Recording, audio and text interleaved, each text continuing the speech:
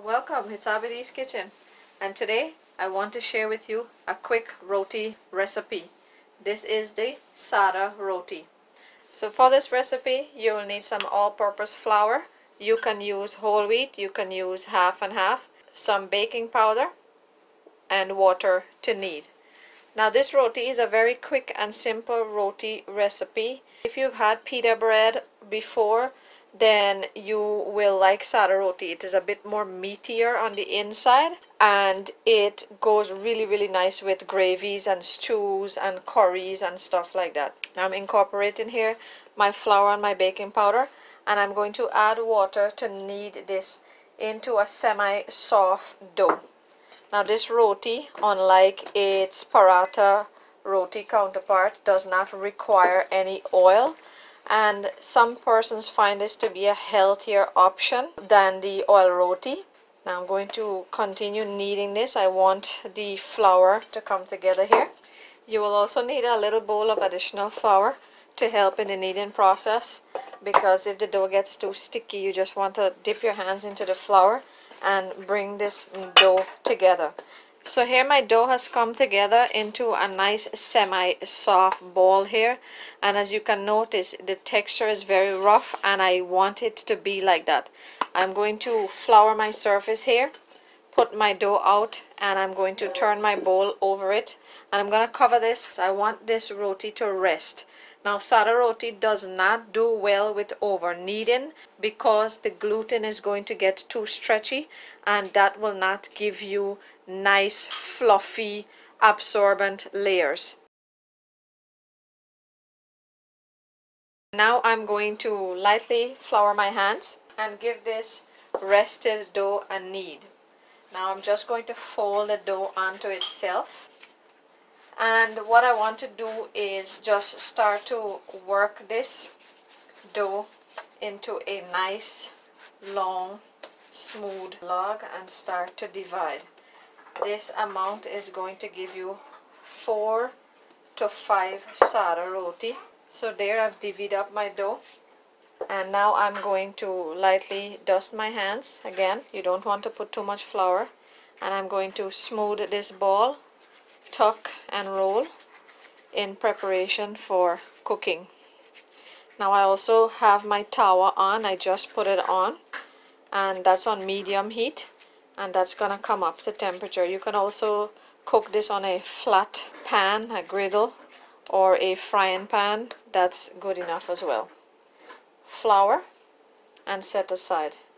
And you're going to do the same with all of the dough.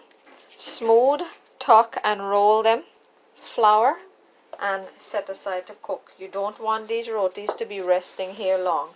Within 2 to 3 minutes of you smoothing them, should be ready to be on the tawa. So now my tawa has come up to heat, and I'm going to be rolling these out.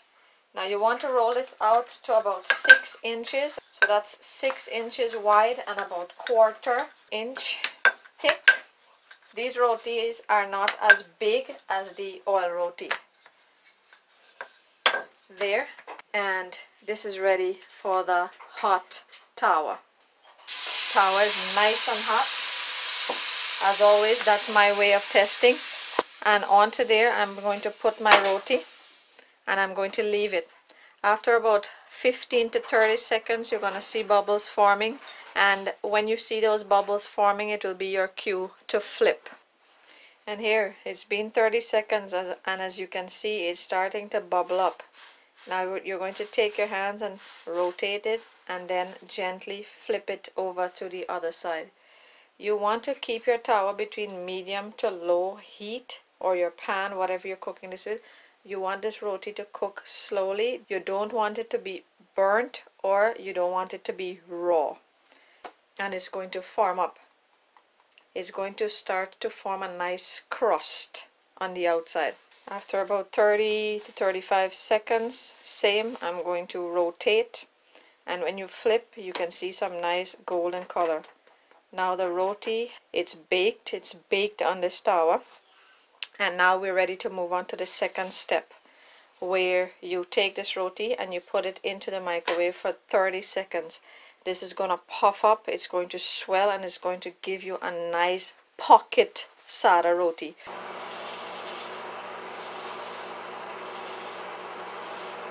There.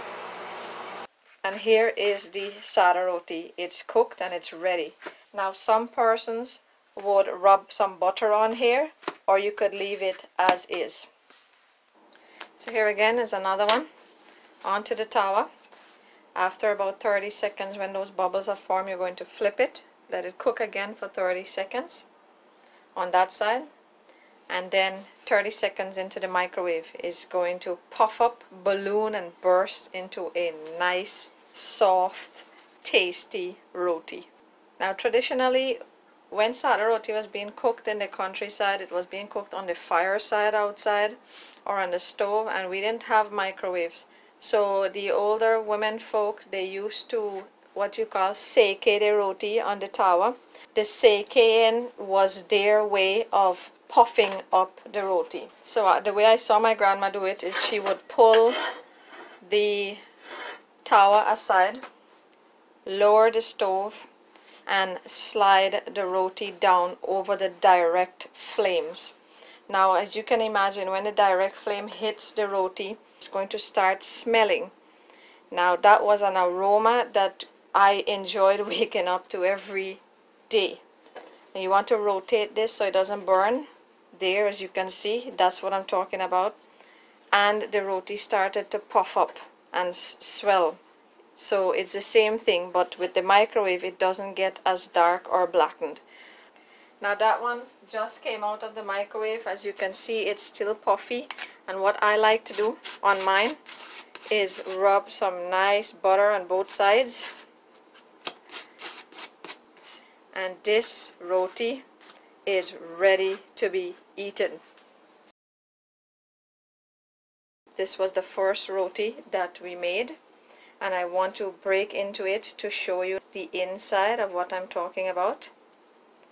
Steaming, still very hot, and there, that is the lovely pocket of doughy, bready, soft goodness, where you could stuff potato choka or fish choka and stuff like that in there. Or in this case, this afternoon, we're having it with pumpkin and beef. Do try this recipe. All of the ingredients and measurements will be listed in the description box below. Give it a thumbs up, share, subscribe, and thank you for spending time with us today in Abby's Kitchen. Enjoy. Bye-bye.